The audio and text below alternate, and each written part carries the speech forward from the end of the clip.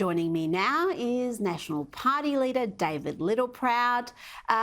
David, thank you for joining me. Before I ask you about Australians being plunged into energy poverty, I want to ask about the weakening of our border protection policies. Are we going to see the re-emergence of the people smuggling trade after Labor dumped temporary protection visas? Yeah, what Labor's done is given a product to the people smugglers. They've effectively said that the market's open again. You now have a product. You've taken away one of the three key pillars of Operation Sovereign Border, which was about turning back boats, offshore processing. But the third element was the temporary protection visas. It said you can come here under that for a time until it's safe for you to go home. There are plenty of other refugees around the world that are sitting in camps waiting their turn that are wanting to get here. They don't have the financial means. These people did have the financial means to get here, to pay a people smuggler to do that. It was over 400 lives were lost with people risking their lives to get on a boat to come here.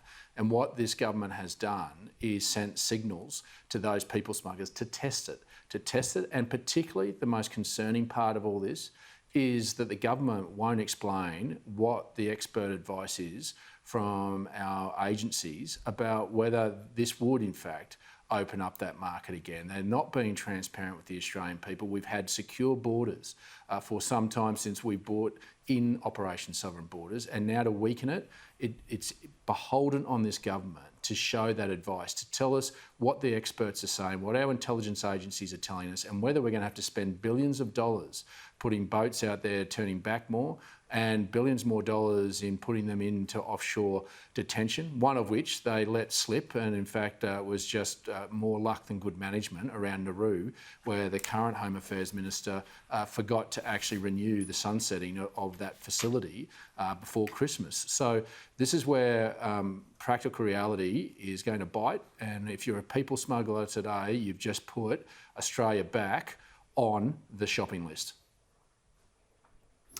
Well, it does seem to be a clash between reality and ideology because the government's also lifting an effective ban on family reunion visas for asylum seekers who arrived by boat. Now, the Daily Telegraph is reporting today that the overhaul of the temporary protection visas and allowing refugees to bring family members to Australia, they're saying that goes directly against official advice given to the Albanese government after last year's election. Does it surprise you that they would go against that advice that has served the country well? Well, no, it doesn't. That's the ideology that Labor brings to this. So, I mean, you only have to look back at the last time they had the keys to the Treasury benches.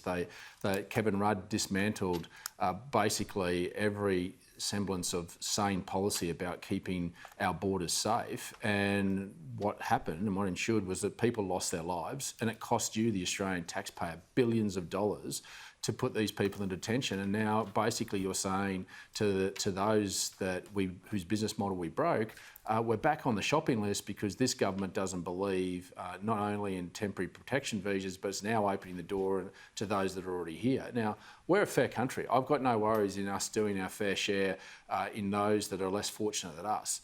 But there is a waiting list, and what's happened is there are plenty of people in camps around the world living in very ordinary circumstances that have had the queue jumped on them. And that's not the Australian way, that's not a fair way, but Australians should expect the primary responsibility of any government is to keep them safe.